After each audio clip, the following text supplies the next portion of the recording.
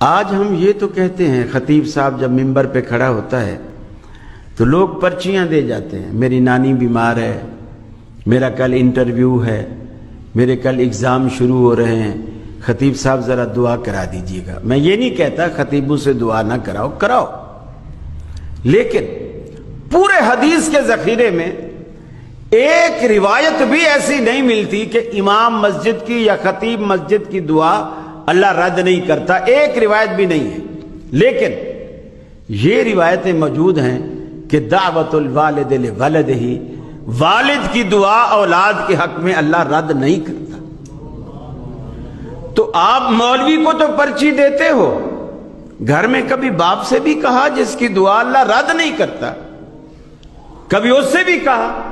اور ماں باپ کو تو کہنے کی ضرورت بھی نہیں، پرچی بھی لکھنے کی ضرورت نہیں ہے، صرف ماں باپ سے بنا کے رکھے، ساری زندگی دعائیں ملیں گی، صرف بنا کے رکھے، ساری زندگی دعائیں ملیں گی۔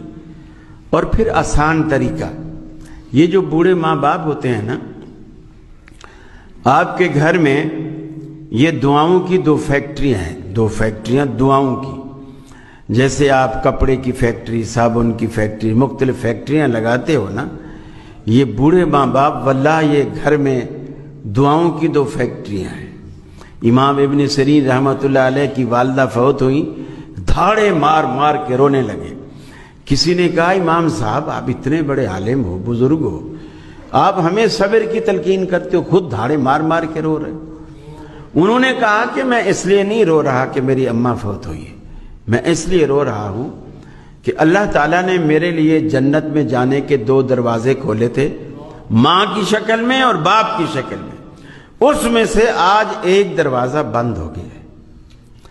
یہ جس دن ان کی آنکھیں بند ہوتی ہیں نا، پیچھے آپ کو دعائیں دینے والا کوئی نہیں ہوتا، سب حسد کرتے ہیں، آپ کی ترقی سے لوگ جیلس ہوتے ہیں۔